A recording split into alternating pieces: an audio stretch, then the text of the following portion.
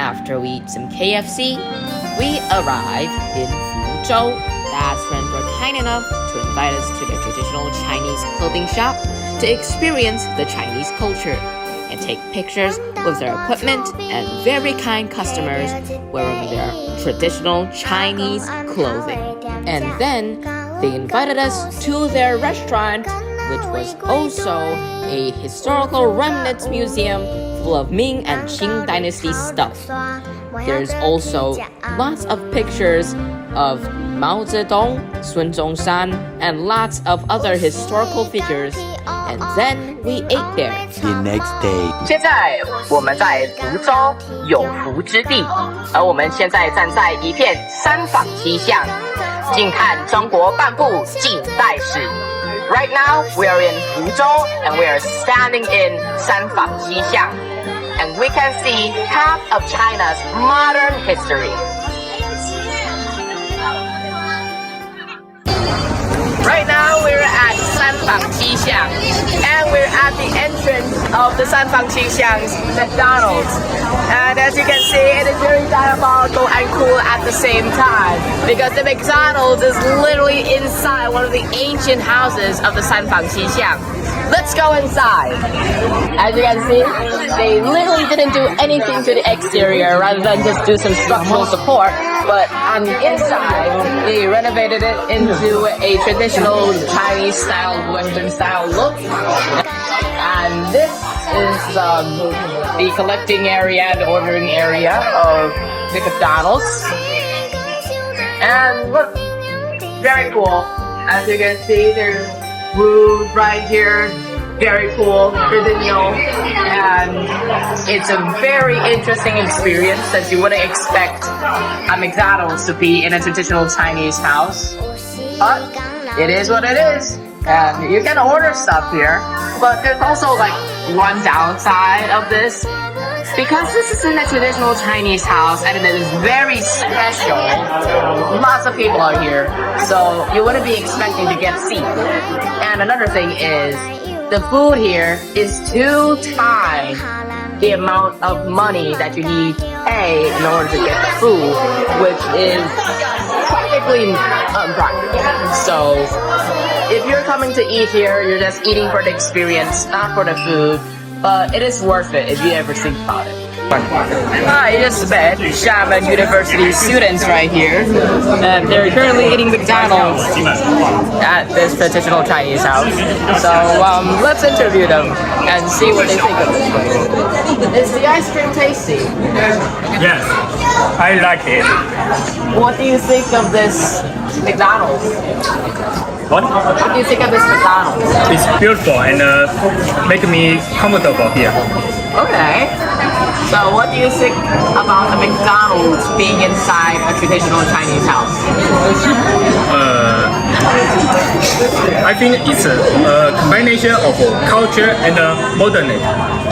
How long are you guys gonna stay here? We won't stay here too long, and we will go anywhere else in the afternoon. Okay. So where are you guys planning on going in San Francisco? We haven't determined that. Okay. Right now, we are in this area right here, seeing the map of the San Francisco. But this is not the point of this area right here. The point of this area is this people area, where we can see a lot of famous Chinese people who lived here and came out of San Francisco to do lots of great things, such as Lin Zheyu, Chen Baozhen, Yan Fu, and lots of other people. And as we can see here, we can also see Xi Jinping walking down the streets of the San Francisco, saying that they need to protect this historical place and give lots of knowledge about this place so people can learn more about San Francisco. Right now, we're at the entrance of a building, and what is the purpose of this building, you may say? Well, it sells scented powders, and it is on the level of the country.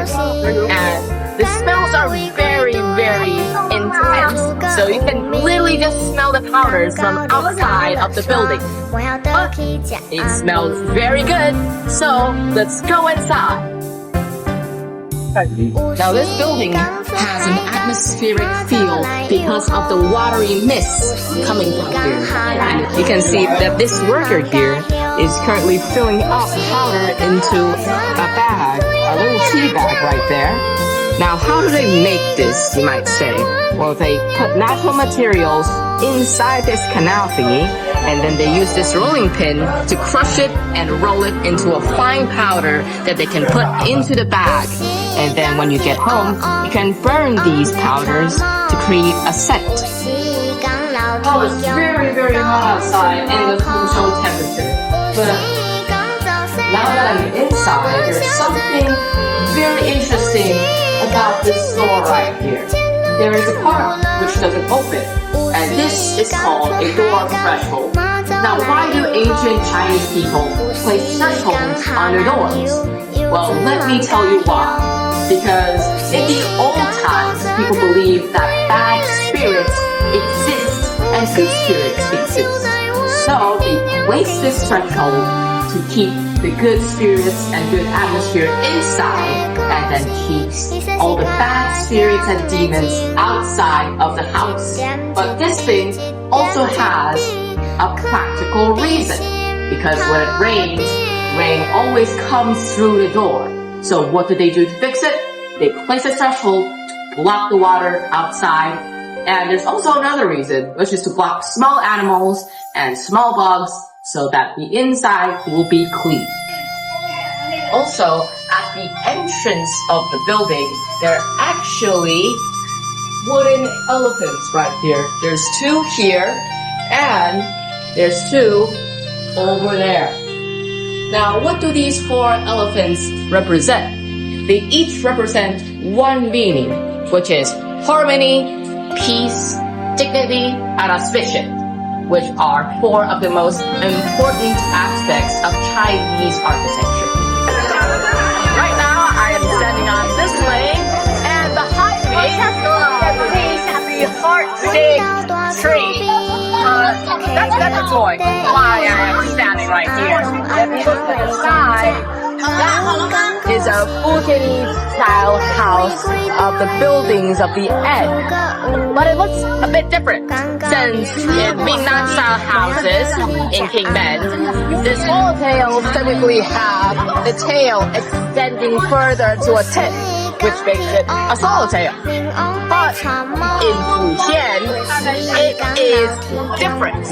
They actually remove the tail to make a flat surface at the end of the building so that they can do little bits of art to represent the porcelain, blue and white porcelain, which has lots of deep meaning, which separates it from the typical Fujian-style houses at Kingmen with the swallowtails that extend to the fullest.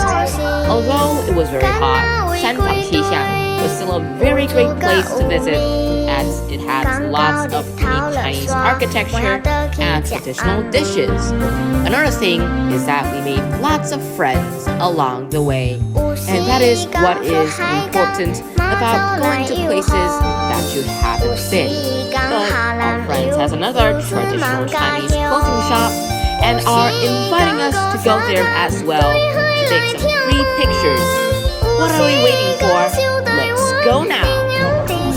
Right now I am in a fashion shop right here to wear these traditional Chinese clothes. And there's also one thing that's very interesting. There are 3 now these are meant to put on women's hair. But why would they put on women's hair? Well, during the Ming Dynasty, when all of the fathers and husbands went to go work outside of the mainland China, a lot of women are defenseless because lots and lots of Japanese pirates will come to the Dynasty area to steal stuff and then bring from the place. So some women had 3 knives conveniently placed in their hair, and they would use those knives to fend off those pirates. That's why these 3 knives are very famous during that time period and came back in modern day as a very cool aspect of traditional fashion.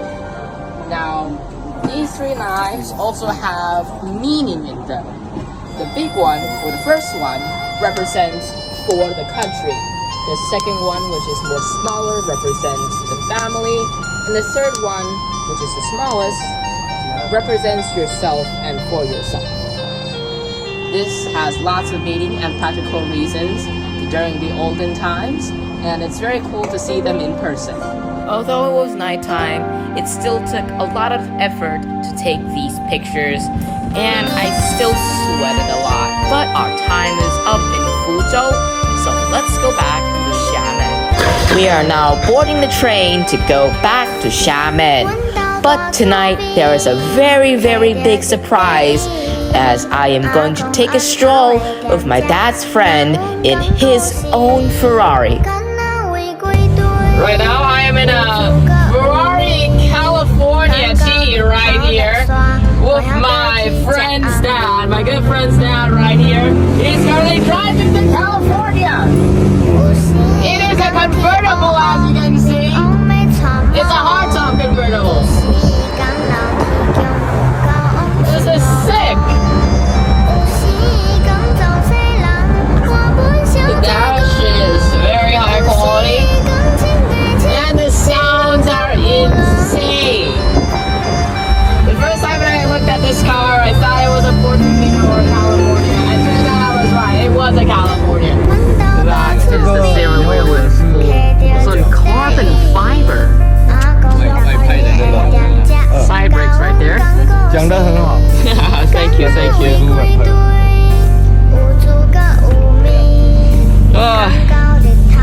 Okay, how do I open the door? Oh, you actually pull up. And there is the Ferrari light right there. This is the exterior of the Ferrari California. It's very, very nice. Look at those clean black rims with the yellow calipers. And with the front.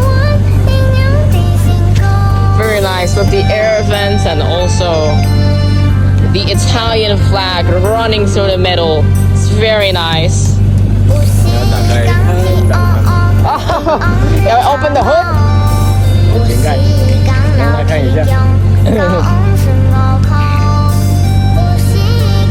Oh my goodness, we're looking inside of the California engine bay. Oh, it's actually in the back? Is it in the back or in the front? I kind of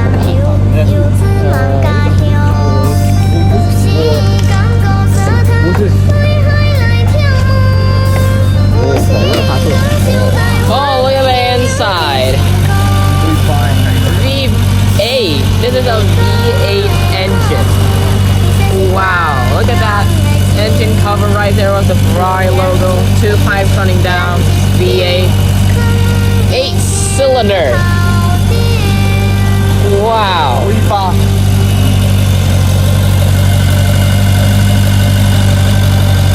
This is very nice with all the pipes running through. Very cool aesthetic with the whole entire car. Taking a stroll in a Ferrari with my dad's friend was such a once-in-a-lifetime experience, since not everybody could sit in a Ferrari and take a stroll around the city. It was such a great experience, and I wish next time when I come, I could sit in his 911 and take another stroll with him, and maybe meet his children someday so that I can talk about my experience with their dad and also teach them advanced English as I have experience with teaching. But we are going to make another stop at another place called Zhongshan. So what are we waiting for? Let's go. So this is a tool that ancient Chinese people used to make plant powder. And how do you make plant powder, you may say? Well, you just grab a few ingredients here, put them inside this mortar thingy, and then you use this wheel to just roll it, flatten it, hit it a bit or something until it becomes a powder. And that's how ancient Chinese people make it.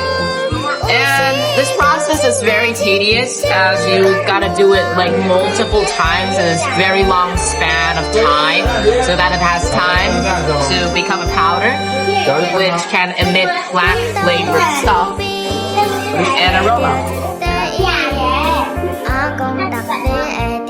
Shanlu was just as fun as Sanfang Xixiang, but I wish I could go back again and go to the places where I missed during this time in Zhongshanzhu. But my time here has come, so I am gonna go back to Kingman. Right now we are in Xiamen buying our boat tickets back to Kingman. What did I do this trip? In China, I went to Fuzhou, met some friends, did a lot of crazy things, went to Sanfang Xixiang, and ate lots of traditional food. But that has to come to an end. You still have to go back to where you came from. So, we're buying boat tickets this afternoon, go back to Kingman, hopefully rest a bit, and maybe in the future we can come back sometime.